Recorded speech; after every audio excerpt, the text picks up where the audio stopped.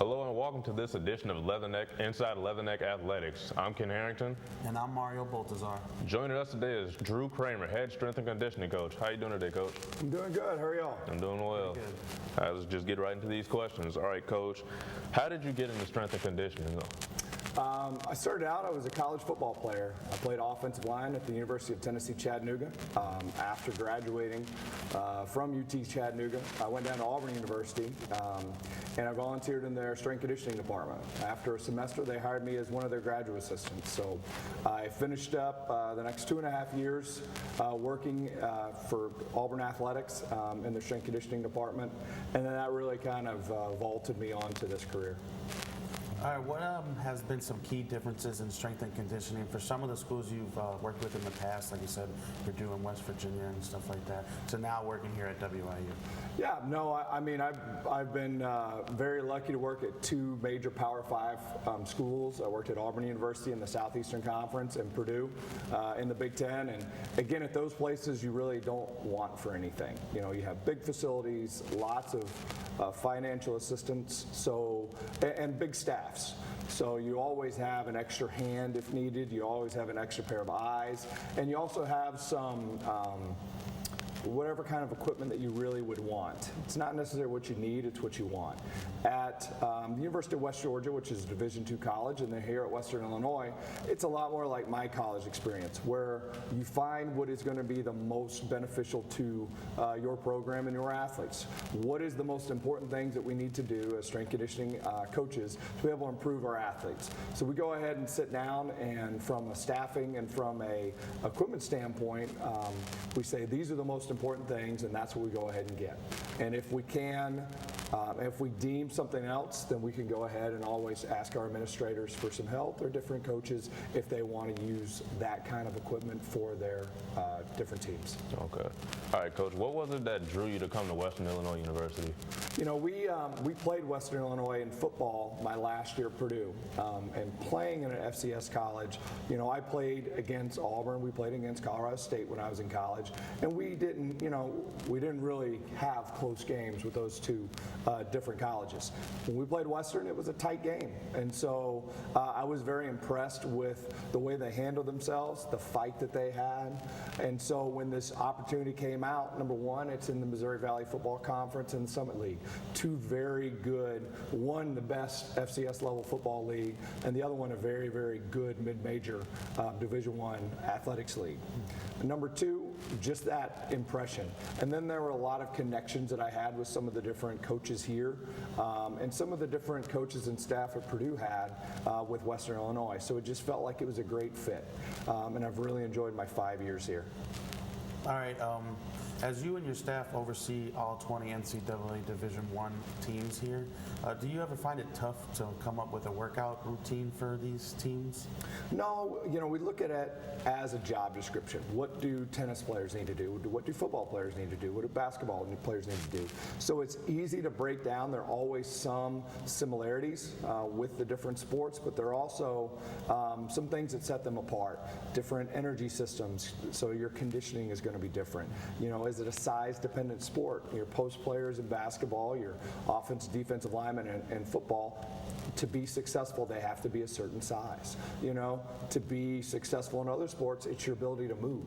You know, with a cross-country runner, it's not size. You know, they're small people because they don't want to carry any excess weight to be able to, because of the requirements of their sport. So when you break it down from a biomechanics standpoint, from an energy system standpoint, it's fairly easy to go ahead and say this is a lateral movement, this is a throwing sport, this is a body mass is important sport, we need high levels of strength. And so you can go ahead and start looking at breaking down how you're going to go ahead and attack the problem that way. You also want to see, you know, are they freshmen, are they seniors, you know, because as you age, your body's going to need different stimulus to keep it advancing in the way that you would like to in Division I athletics. So with a freshman, we want to do certain things. We want to install our strength conditioning program. We also want to make sure that year one sets up a successful year two and so on. If you jump in when I took the job, I had fifth-year seniors. Well, I'm not really going to try to recreate the wheel in 6 months or a year. We're going to go ahead and kind of pick up where we're at and try to make improvements to that athlete based on their training age and their sport. All right, Coach Kramer. Now, like you said, you worked at Purdue and Auburn. How did that help you transfer over to Western, like with the skill set that you have? It's always good to see what people can actually do, to work with Olympic gold medalists, individual All-Americans, individual NCAA champions, first-round draft picks, NBA basketball players, to see really elite athletes and see what you can do with them to be able to do it. I think it also is a great job to have great mentors, the other assistants, and of course the director of strength conditioning at both Auburn and at Purdue, great mentors that have been in the business a long time, have a lot of success, and so great people to bounce ideas off of. And so I think those places with bigger staffs, it's really kind of melding different ideas and picking up different things and trying to, yes, you have your responsibilities, but getting on the floor with maybe someone who's not your responsibility so you can glean something off of that coach, whether it's how they coach, how they see things, or from the nuts and bolts of how they program and how they run their workouts. So I think it's always a good thing to have great people like that to work with and work for. Okay, how do the workouts differ for these teams in the off season and then like in the regular season? During the in-season, the main focus is winning ball games or winning matches. So you're become more of a secondary focus. It's more of a maintenance. Okay, we go into the season with these abilities, and we like to go ahead and try to keep those abilities as we go through.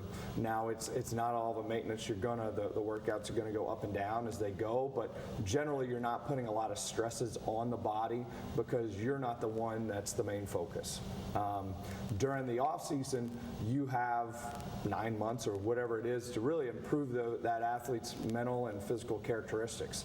So you're the main focus, and so you can go ahead at different times, put a lot of stress on their bodies to be able to create those advantages, create those improvements. But again, it's a give and take. You have to go in and sit with your coach to be able to break down what he or she wants and their vision, and then you try to create the program to create that vision.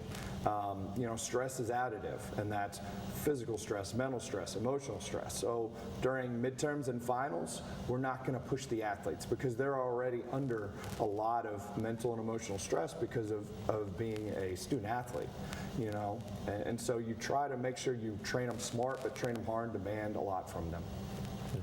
All right, Coach, what would you say the most rewarding thing here for you working at Western is?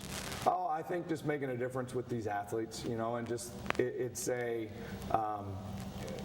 people business, and so I think just being able to see athletes, being here for 5 years, see them mature, see them go from freshmen that didn't really know what was going on to very confident senior athletes, and just to be able to have a lot of success here. Won the first ever Division I conference championship in men's basketball. See our women's basketball program go to postseason this year. Men's basketball's gone to postseason a couple years. Football went back to the postseason this year. So seeing a lot of successes. Men's soccer, seeing that program, with the job that Eric's done through the years, just maintain the high standards, and all the other athletes that have come in and out.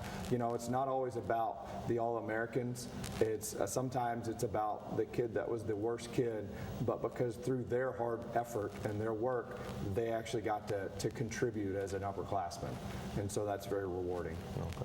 All right, my final question to you would be, moving forward, what are some of your goals for the strength and conditioning department, if you have set any? I think moving forward is keep on making a difference in, the athletes' lives. You never know. I try to tell the athletes, you never know what kind of impact you're going to have. My personal experience is having an athlete at Purdue, a women's volleyball player who was a little reserved, but always a great hard worker, and she's one of the all-time greats there. And at the end of the day, at her senior banquet, she says the thing she's going to miss the most is training with me. And so that was a big thing. And what's really amazing is now she just got her first Division I head volleyball job yesterday. So here's a kid who I didn't realize I was making such a huge impact in, and now she's leading her own Division I volleyball program.